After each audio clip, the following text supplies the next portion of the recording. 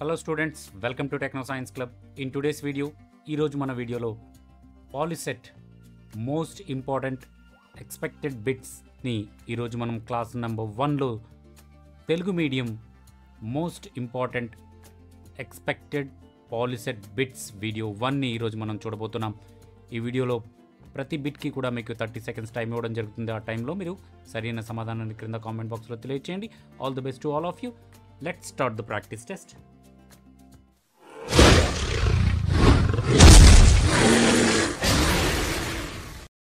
Welcome back friends, welcome back to Polycet most important expected bits Telugu medium video number 1కి అందరికీ స్వాగతం. Bits are on your screen. First bit, 0 degree centigrade is equal to dash కెల్విన్లకు సమానం. 0 degree centigrade ఎన్ని కెల్విన్లకు సమానం అవుతుంది? Option A 273 కెల్విన్లు, option be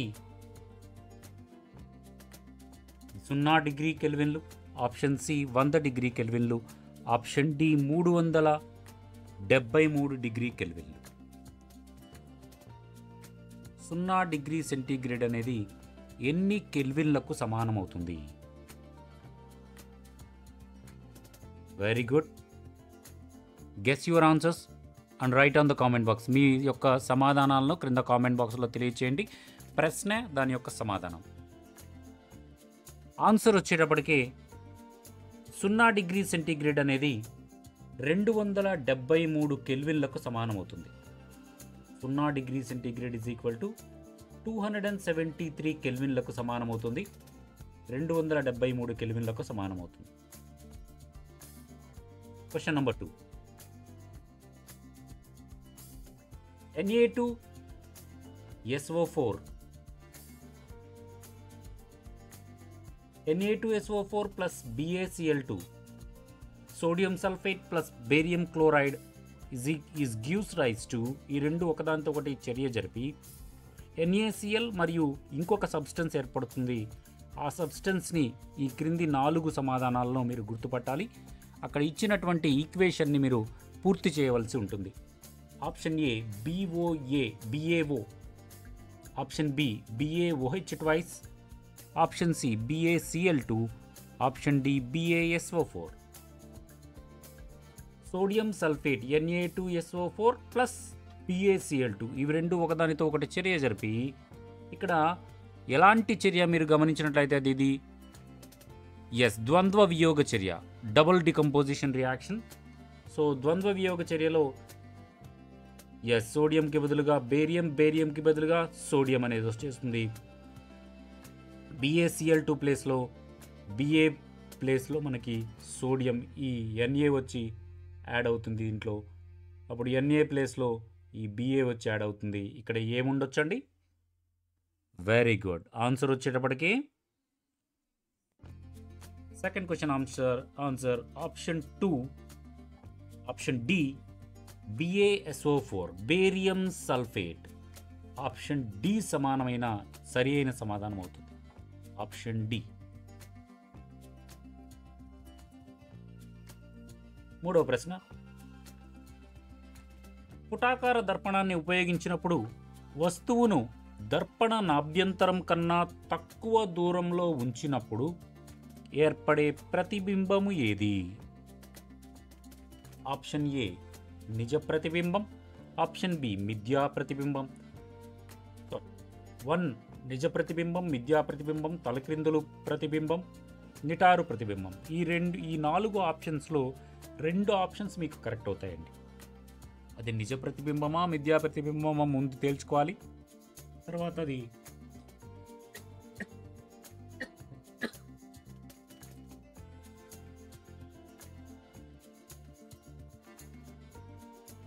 very good.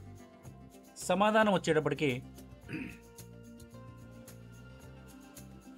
Correct answer వచ్చేటప్పటికి ఇక్కడ ఇవ్వలేదు. ఒకసారి ఈ డయాగ్రామ్ని మీరు ఒకసారి అబ్జర్వ్ చేయండి. ఈ డయాగ్రామ్ని బట్టి చూడండి, ఇక్కడ వర్చువల్ ఇమేజ్ ఏర్పడుతుంది, అంటే మిథ్యా ప్రతిబింబం ఏర్పడుతుంది, మరియు ఎరెక్టెడ్ ఇమేజ్ ఏర్పడుతుంది. ఎరెక్టెడ్ ఇమేజ్ అంటే నిటారు ప్రతిబింబం. యాక్చువల్లీ ఇక్కడ సమాధానం లేదు. సరే, రెండు చూడండి ఏమైందంటే మిథ్యా ప్రతిబింబం కరెక్టు, నిటారు ప్రతిబింబం కరెక్టు. అంటే 2 మరియు 4 ఈ రెండు ఆప్షన్స్ కరెక్ట్ అయిన సమాధానాలు అవుతాయి. ఇక్కడ 2, 4 ఇవ్వలేదు. 2, 4 ఇవి రెండు సమానం అవుతాయి. సో ఇక్కడ ఇచ్చి ఉండాల్సింది, పొరపాటున ఇవ్వలేదు. 4వ ప్రశ్న చూడండి. క్లోరోఫామ్ తయారు చేయడంలో ఉపయోగించేటటువంటి కారకము ఏది? క్లోరోఫామ్ తయారీలో ఉపయోగించేటటువంటి కారకము ఏది? Option A sodium Na2CO3 sodium carbonate. Option B NaHCO3 sodium bicarbonate. Option C gypsum. Option D bleaching powder. ఈ నాలుగింటిలో దేన్ని క్లోరోఫామ్ తయారీలో వాడతారు? క్లోరోఫామ్ తయారీలో. Very good. సమాధానాన్ని క్రింద కామెంట్ బాక్స్లో తెలియచేయండి మీరు అనుకున్న సమాధానాన్ని. సమాధానం వచ్చేటప్పటికే క్లోరోఫామ్ తయారీలో ఉపయోగించేది ఆప్షన్ డి బ్లీచింగ్ పౌడర్. దాని ఫార్ములా వచ్చేటప్పటికే CaOCl2. బ్లీచింగ్ పౌడర్ యొక్క ఫార్ములా CaOCl2. సమాధానం ఆప్షన్ డి బ్లీచింగ్ పౌడర్. 5వ ప్రశ్న. వజ్రం యొక్క సందిగ్ధ కోణం విలువ ఎంత? Option A 24.1 degrees. Option B 24.2 degrees. Option C 24.3 degrees. Option D 24.4 degrees. వజ్రం యొక్క సందిగ్ధ కోణం విలువ ఎంత? సరి అయిన సమాధానాన్ని కామెంట్ బాక్స్లో తెలియచేయండి.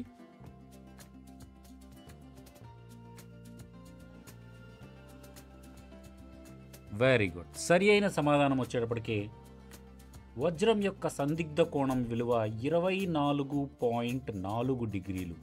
ఆప్షన్ డి సరి అయిన సమాధానం. 24.4 డిగ్రీ సెంటీగ్రేడ్. 6వ ప్రశ్న. 2 వాక్యాలు ఇవ్వడం జరిగింది.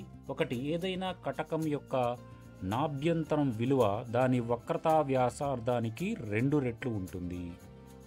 రెండవ వాక్యం, ఏదైనా కటకం యొక్క వక్రతా వ్యాసార్థం నాభ్యంతరం విలువకు రెట్టింపు ఉంటుంది. ఈ 2 వాక్యాలలో ఏ వాక్యం సరి అయినది అని అడుగుతున్నారు.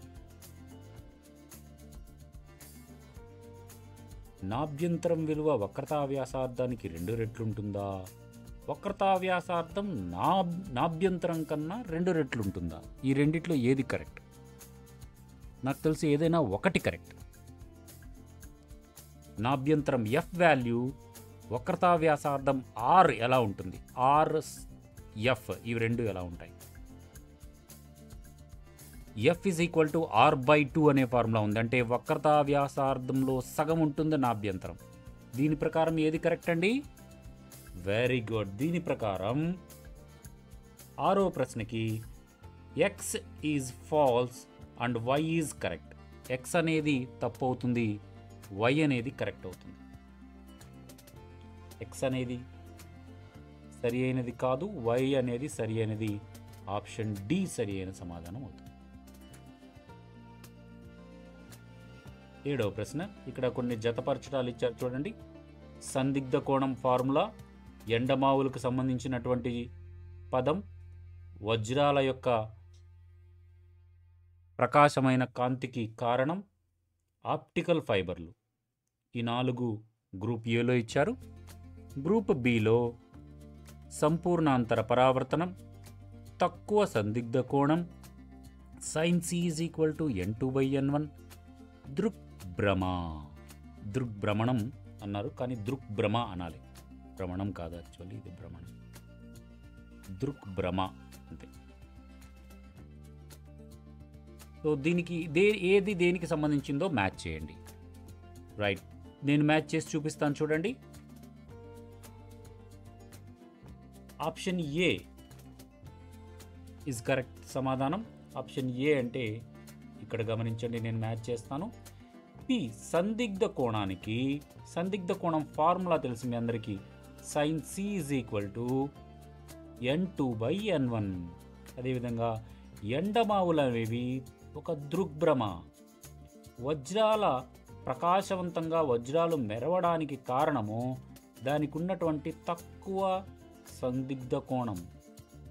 ఆప్టికల్ ఫైబర్లు సంపూర్ణాంతర పరావర్తనం అనేటటువంటి సూత్రం ఆధారంగా పనిచేస్తాయి.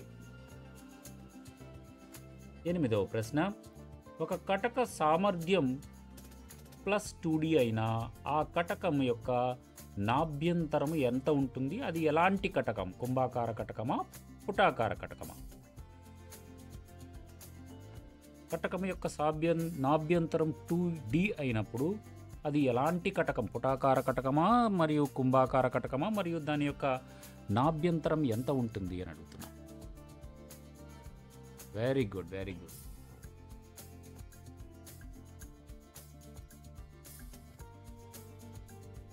ఎస్, సరి అయిన సమాధానాన్ని క్రింద కామెంట్ బాక్స్లో తెలియచేయగలరు. 8వ ప్రశ్నకు సరి అయిన సమాధానం వచ్చేటప్పటికి కటక సామర్థ్యం +2D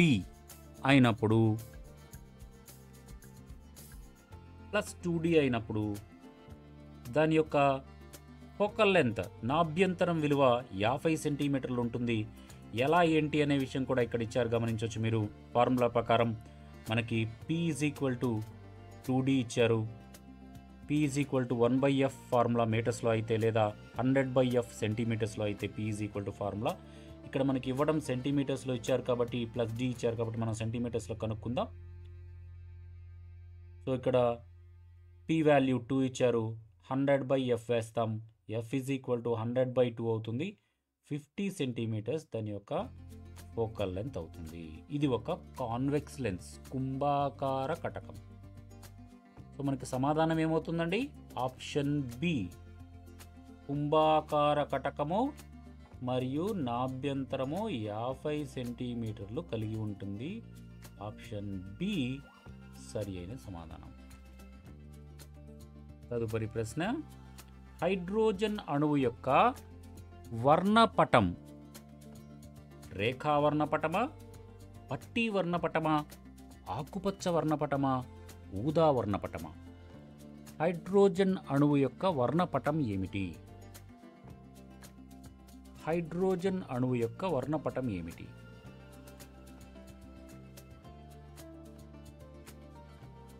వెరీ గుడ్. హైడ్రోజన్ అణువు యొక్క వర్ణపటం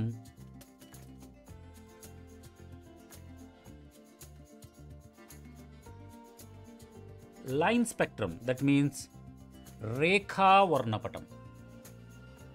ఏ సరి అయిన సమాధానం అవుతుంది. 10వ ప్రశ్న, ఒక కర్పరంలో గల మొత్తం ఎలక్ట్రానుల సంఖ్యను కనుగొనే సూత్రం ఏంటి? ఏదైనా ఒక కక్షలో, ఒక కర్పరంలో మొత్తం టోటల్గా ఎన్ని ఎలక్ట్రాన్లు ఉన్నాయి అని కనుగొనేటటువంటి సూత్రం ఏమిటి? K కర్పరం కావచ్చు, L కర్పరం కావచ్చు, M కర్పరం కావచ్చు, ఏదైనా సరే.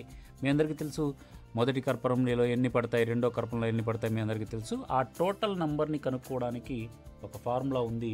2n² n² n²/2 2n²/2 ఏ ఫార్ములా ప్రకారం ఒక కర్పరంలో ఉన్న మొత్తం ఎలక్ట్రాన్ల సంఖ్యను కనుక్కుంటాము? Very good. సరి అయిన సమాధానం వచ్చేటప్పటికి 2n². ఆప్షన్ ఏ సరి అయిన సమాధానం అవుతుంది. 2n² అనే ఫార్ములా ఉపయోగించి మనం కనుక్కుంటాం.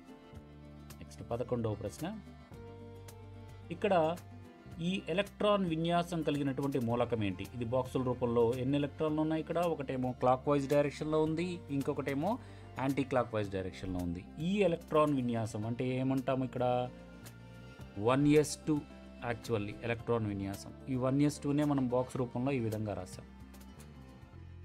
1s2 ఎలక్ట్రాన్ విన్యాసం కలిగినటువంటి మూలకం ఏది? హైడ్రోజనా, హీలియమా, ఆక్సిజనా, నైట్రోజనా? దీంట్లో ఎన్ని ఎలక్ట్రాన్లు ఉన్నాయి? 2 ఎలక్ట్రాన్లు ఉన్నాయి. అంటే అటామిక్ నెంబర్ కూడా 2 అవుతుంది.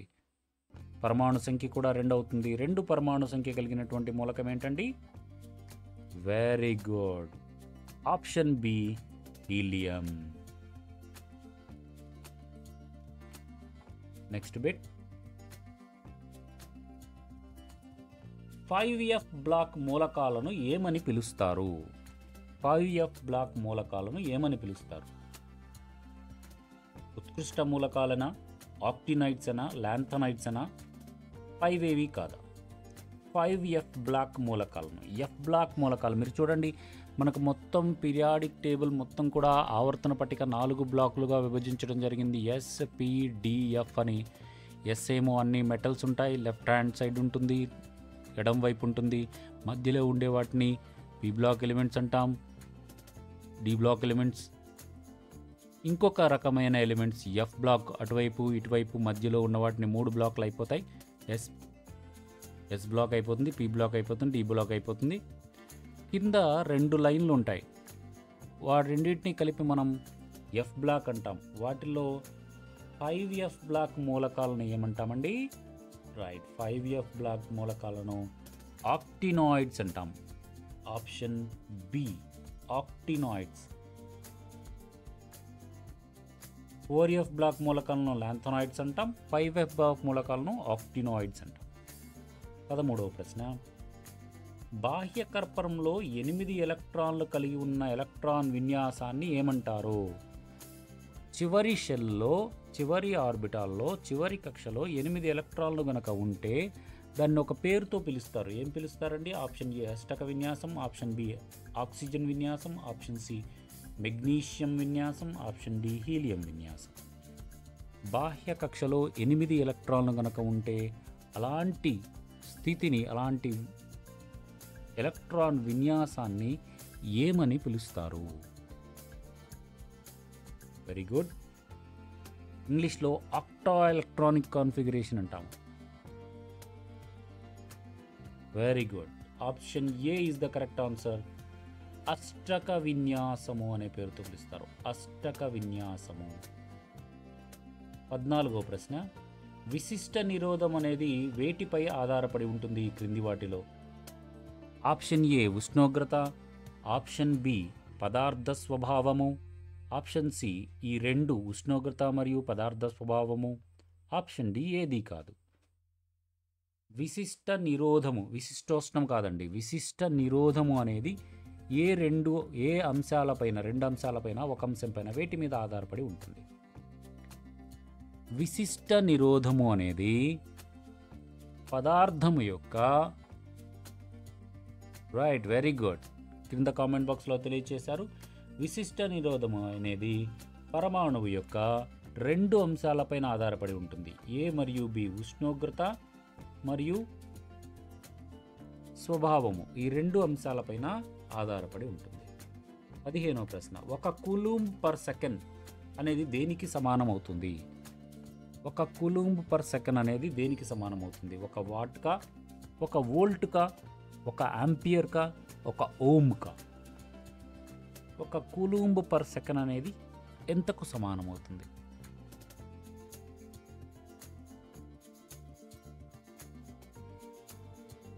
Very good. All the best to all competitive exam రాయబోయే వారందరికీ కూడా all the best. Correct answer చెప్తున్న వాళ్ళకి congratulations. Answer for the 15th question is option A ampere. Option C ampere. 1 coulomb per second is equal to ampere. కరెంట్కి ఇవి ప్రమాణాలు, విద్యుత్ ప్రవాహానికి ప్రమాణాలు.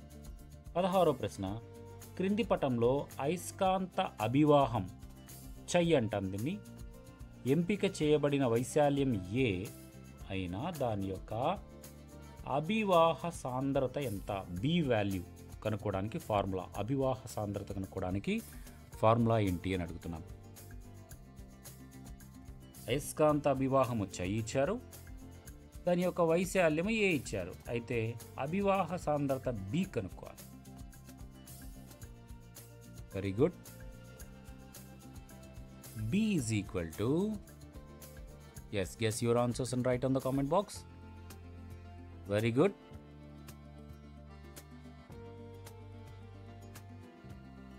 సరి అయిన సమాధానం వచ్చేటప్పటికి B is equal to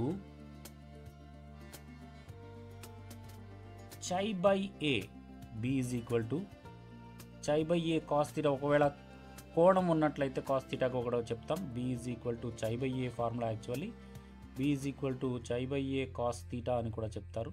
ఏ కాదు ఇక్కడ బి, ఇక్కడ బి ఉండాలి. నెక్స్ట్ 17వ ప్రశ్న.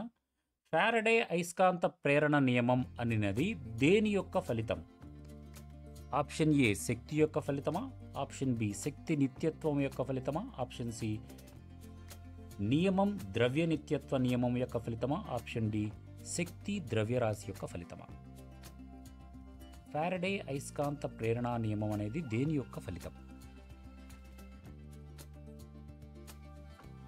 Very good. ఫారడే అయస్కాంత ప్రేరణ నియమం అనేది సరి అయిన సమాధానం వచ్చేటప్పటికి ఫారడే అయస్కాంత ప్రేరణ నియమం అనేది option B conservation of energy. That means శక్తి నిత్యత్వ నియమం ఫలితంగా జరుగుతుంది. ఫారడే అయస్కాంత ప్రేరణ నియమము శక్తి నిత్యత్వం నియమం ప్రకారం జరుగుతుంది. 18వ ప్రశ్న. సంకరీకరణం అన్నది ఈ క్రింది వాటిలో దేనికి సంబంధించినది? ఆప్షన్ ఏ ఆర్బిటాళ్ళు ఎలక్ట్రాన్లు, ఆప్షన్ బి ఆర్బిటాళ్ళు, ఆప్షన్ సి అవలంబనాలు, ఆప్షన్ డి ప్రోటాన్లు. ఈ నాలుగింటిలో సంకరీకరణము అనేది ఏ అంశానికి సంబంధించినదో మీరు గుర్తుపట్టాలి. సంకరీకరణము హైబ్రిడైజేషన్ అంటాం. ఈ సంకరీకరణము అనేది దేనికి సంబంధించిన అంశం? Very good. సరి అయిన సమాధానం వచ్చేటప్పటికి సంకరీకరణము అనేది ఆర్బిటాల్స్, ఆప్షన్ బి ఆర్బిటాళ్లకు సంబంధించినటువంటి అంశం. 19వ ప్రశ్న. సాధారణంగా ఉపయోగించే ఎసిటిక్ ఆమ్లం యొక్క గాఢత ఎంత? సాధారణంగా ఉపయోగించే ఎసిటిక్ ఆమ్లం యొక్క గాఢత ఎంత? 5 నుంచి 10%, 10 నుంచి 15, 15 నుంచి 20, 100%. సాధారణంగా ఉపయోగించే ఎసిటిక్ ఆమ్లం యొక్క గాఢత. మనం వంటల్లో యూజ్ చేస్తూ ఉంటాం ఎసిటిక్ యాసిడ్ని. దాన్ని మనము వెనిగర్ అని పిలుస్తాం. వెనిగర్ రూపంలో ఎసిటిక్ యాసిడ్ని వాడతాం కదా, అది ఎంత పర్సెంటేజ్ మనం వాడుతూ ఉంటాం? ఎంత పర్సెంటేజ్ యాసిడ్ని 1 లీటర్ వాటర్కి కలిపి 1 లీటర్ వాటర్కి ఎన్ని లీటర్ల, ఎన్ని మిల్లీ లీటర్ల, ఎంత పర్సెంటేజ్ ఆఫ్ యాసిడ్ని కలుపుతారంటే 5 to 10%. ఆప్షన్ ఏ సరి అయిన సమాధానం అవుతుంది. 5 to 10%. 20వ ప్రశ్న. క్రింది వానిలో నిర్జలీకరణ కారకం ఏది? Option A C2H4, option B C2H6, option C C3H6, option D concentrated H2SO4. ఈ నాలుగింటిలో నిర్జలీకరణ కారకం అంటే వాటర్ని అబ్జార్బ్ చేసుకునే టైప్ ఆఫ్ నిర్జలీకరణ కారకం అంటే ఏంటి? Very good. నిర్జలీకరణ కారకం ప్రతి వీడియోలో కూడా మనము most important expected videos with ఎక్స్ప్లెనేషన్తో భాగంగా ప్రతి వీడియోలో మనం 20 బిట్స్ ఇవ్వడం జరుగుతుందండి. ప్రతి బిట్కి కూడా ఒక 30 సెకండ్స్ సమాధానం ఎక్స్ప్లెయిన్ చేస్తూ ఉంటాం, మీరే సమాధానం ఇచ్చే విధంగా. సో ప్రతి వీడియోలో కూడా 20 క్వశ్చన్స్కి ఎన్ని సమాధానాలు కరెక్ట్ అయ్యాయి మీ అనేది క్రింద కామెంట్ బాక్స్లో తెలియచేయండి. మీకు ఏమైనా డౌట్స్ ఉన్నా కూడా క్రింద కామెంట్ బాక్స్లో తెలియచేయండి.